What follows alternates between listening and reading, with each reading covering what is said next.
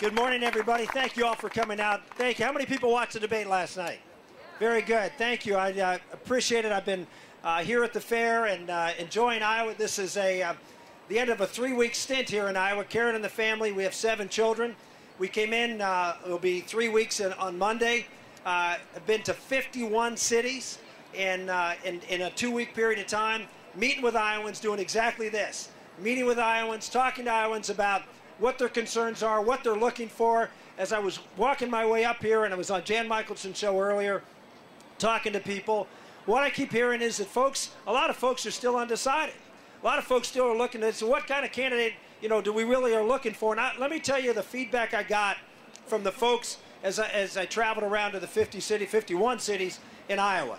And that is they're looking for a candidate who has a vision for this country, that's going to take us in a different direction, obviously, than the failed policies, the disastrous policies of President Obama.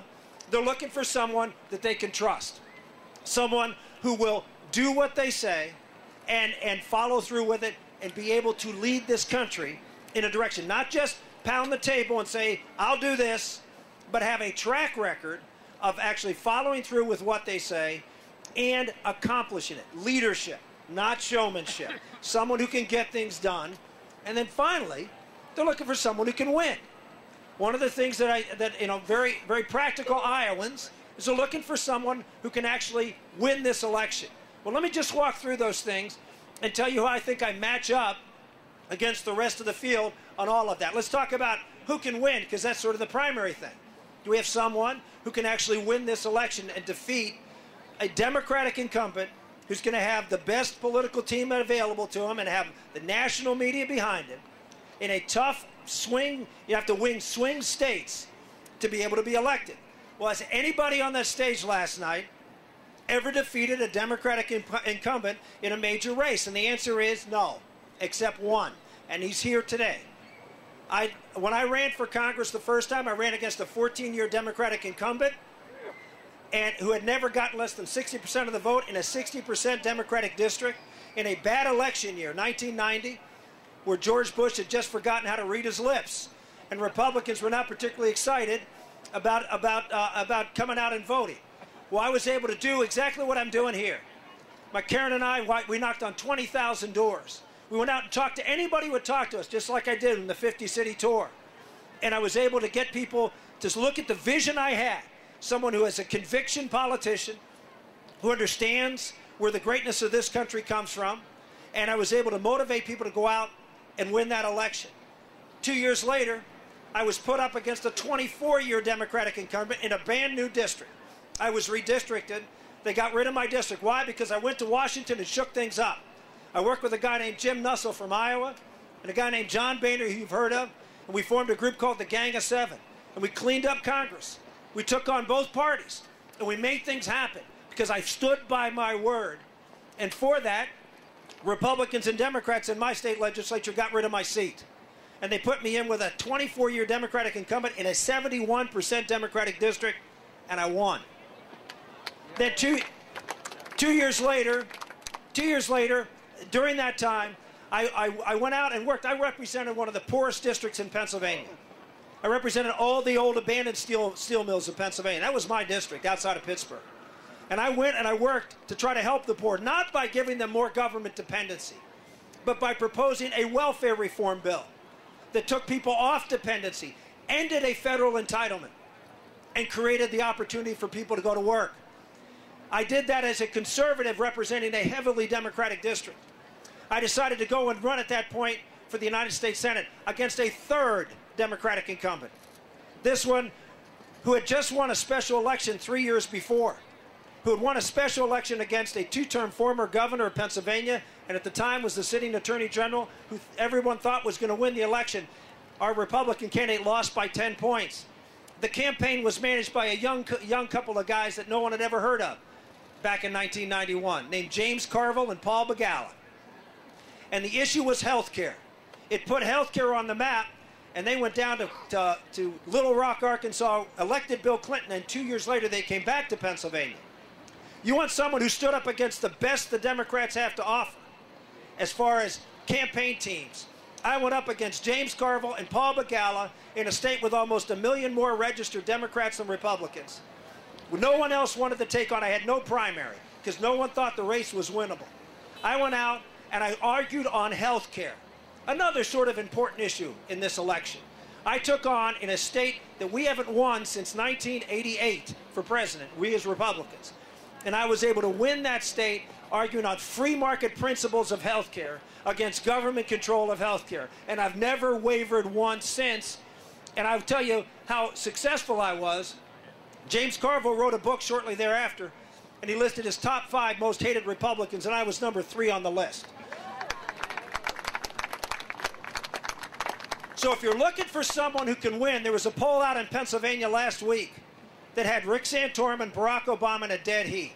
If you go to Pennsylvania, Ohio, Indiana, those states right in the heartland, the swing states in this race, that's where I'm from. That's where I've won. I got reelected in the year 2000 after I went to the Congress and followed through with what I'd said I was going to do. We worked on welfare reform. And if you want someone who's actually done it, not pounded their fist and say, oh, I'll do this. If you don't do this, this, and this, then I'm not going to vote for anything. It's easy to vote no. It's easy to say you're against things. It's hard to get things done to move this country in the right direction. I've done it. When I was in the United States Senate with a Democratic president, with a bare majority in the United States Senate, you need 60 votes to get anything done in the Senate. We had 52 or 53 Republicans. We needed bipartisan support to pass anything. And I pushed forward a welfare reform bill in the United States Senate that ended a federal entitlement, something we're going to have to do with Medicaid, something we're going to have to do with food stamps, something we're going to have to do with education and housing programs. If we're going to get this federal budget under control, I did it with income support for poor people and said this is not a federal responsibility. It is a state responsibility. And we ended the federal entitlement, required work, and put time limits on welfare. And I got Bill Clinton and half the Democratic caucus to vote for us. That's the leadership we need in Washington, D.C. today. So if you want to look at a record of political accomplishment, if you want to look at a record, by the way, in 2000, I ran for re-election. George Bush lost the state by 4 points. I was the only conservative elected in 2000 in a state that George Bush lost, and I won it by 5. So if you want someone that has a record of accomplishments politically, has a record of accomplishments with respect to getting things done, you go on, and it's not just in the area of economics. I was a big proponent of the balanced budget amendment. We came within 1 vote in the Senate.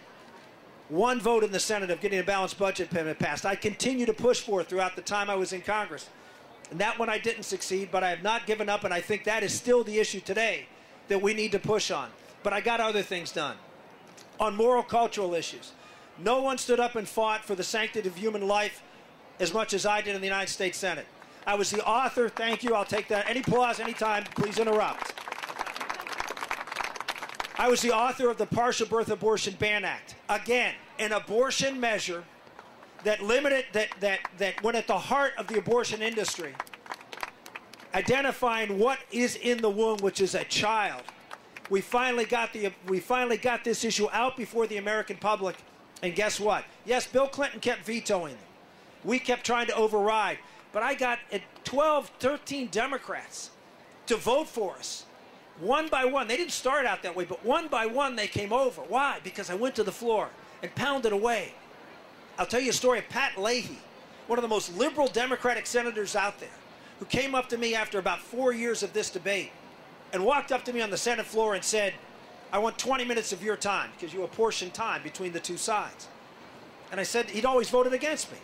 And I said, you want 20 minutes of my time? Don't you want 20 minutes of Barbara Boxer's time? And he said, you either give me 20 minutes of your time or I'm leaving, I'll vote against you. I said, take 25.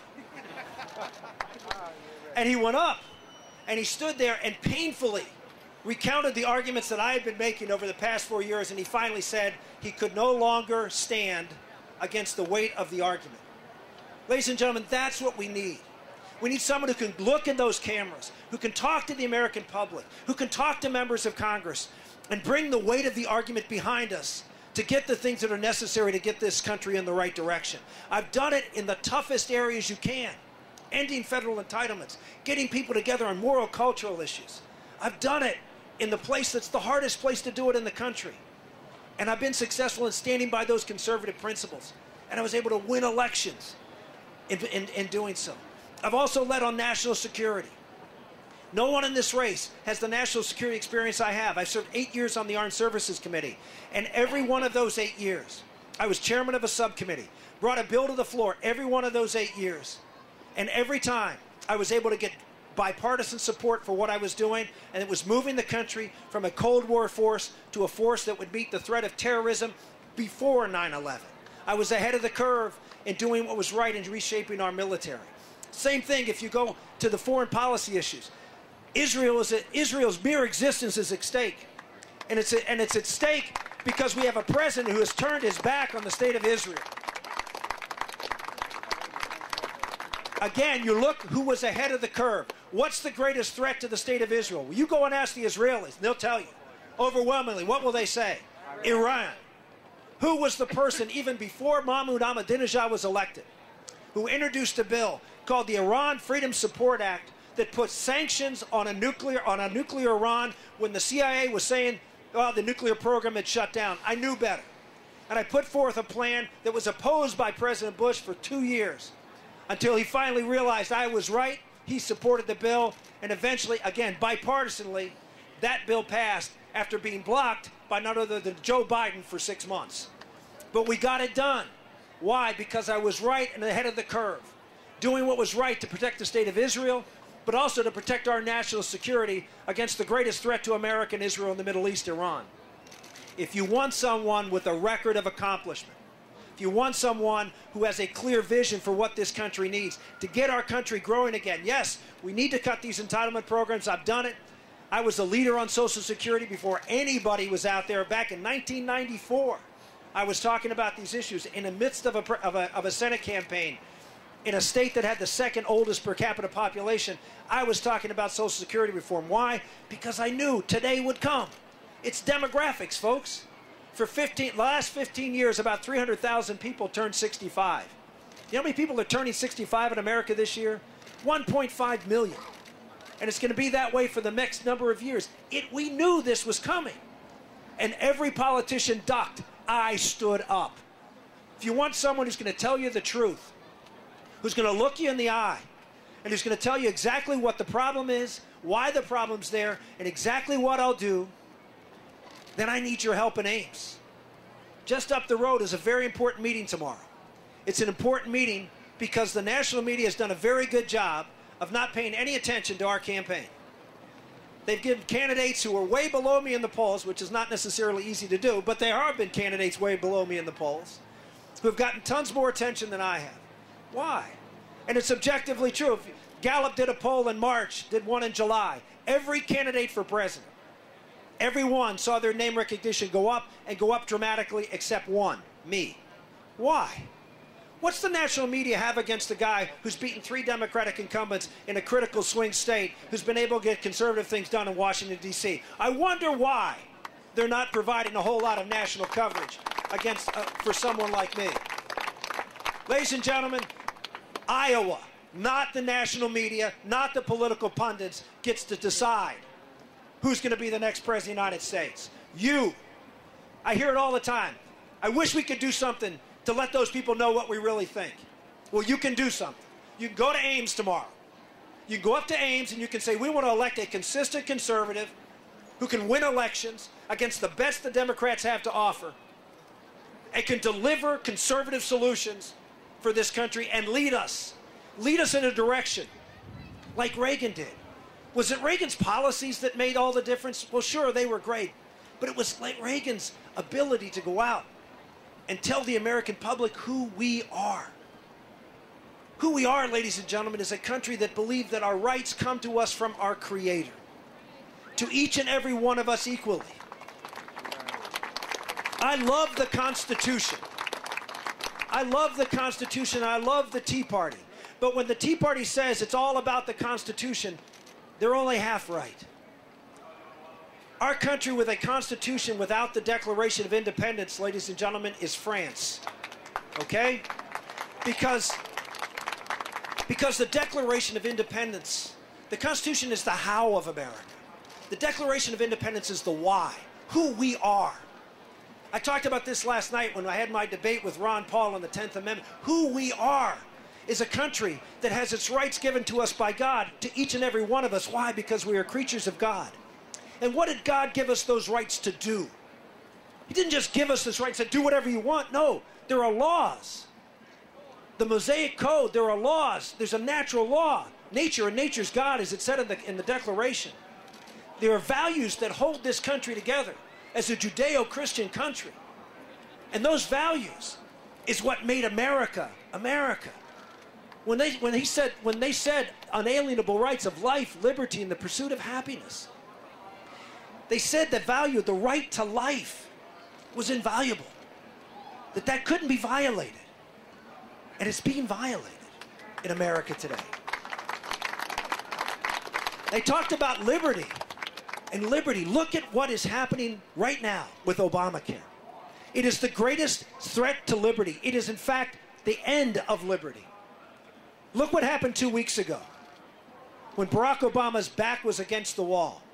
What did he do to try to scare Americans to call their members of Congress? He threatened Social Security recipients that their money wouldn't be there. He threatened Medicare recipients that their money wouldn't be there. Why do you think he shoved Obamacare down the throats of the American public? Because he wants his hooks in everybody. He wants you to be dependent upon government. And once they get you, then your freedom is lost. Look what's going on in Britain and Greece. It's pathetic. People who have become so dependent. But I'm not surprised, because those people didn't come here. Your ancestors did, because they chose freedom over government security. That is just what's at stake in this election. And finally, our founders said, life, liberty, and the pursuit of happiness. They didn't say guarantee of happiness. They didn't say provision of happiness. They said that every American would have the right to pursue happiness. But it isn't happiness that some on the far right and some on the far left suggest. Happiness isn't the pursuit of pleasure. Go look it up in Webster's if you can get an old dictionary of that time. Happiness was the pursuit of what was morally good.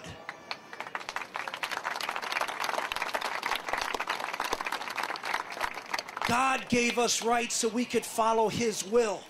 Our founder, John Adams, every founder, read them, every founder said the same.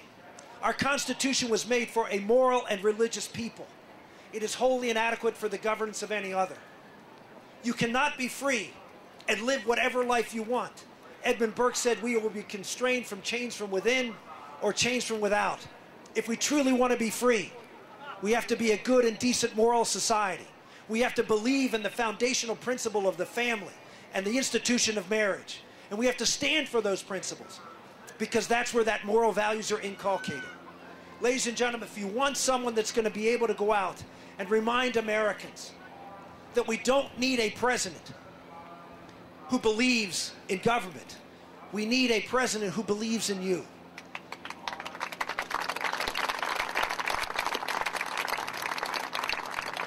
Please go out and go up to Ames. Let the national media hear you loudly and clearly. You want a winner, you want a leader, and you want someone who can go out to the American people and remind us to believe in ourselves again, not to listen to the siren song of someone who says, I can do for you better than you can do for yourself. That is not what made America great. America at the time of the Revolution, average life expectancy was between 35 and 40 years of age. You go back 1,800 years to the time of Jesus Christ, average life expectancy, the same. We were an agrarian society. 1,800 years ago, we were an agrarian society. And then America happened. America said, no, we are not going to believe in top-down. We are not going to believe in kings being the ones who have the rights and people being subjects of the king. We are going to believe in free people. And guess what happened? In 235 years, life expectancy more than doubled. We went through an industrial revolution and a technology revolution. And the poorest person in America today, by any creature comfort measure, is richer than someone who was one of the richest 50 years ago. This is the dynamism of America, because America trusted and believed in free people. That will be over.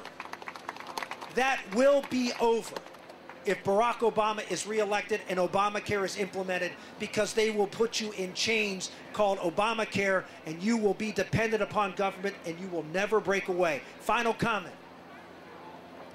Margaret Thatcher, when she left England, said she was never able to accomplish what Reagan accomplished in America, to transform a society, to believe in itself again, which Reagan did, and end this march towards socialism. She was never able to accomplish, and the reason, she said, the British national healthcare system. Ladies and gentlemen, don't be the generation after 235 years that gave up freedom with a whimper, I might add. Stand, fight for freedom. Thank you. God bless you.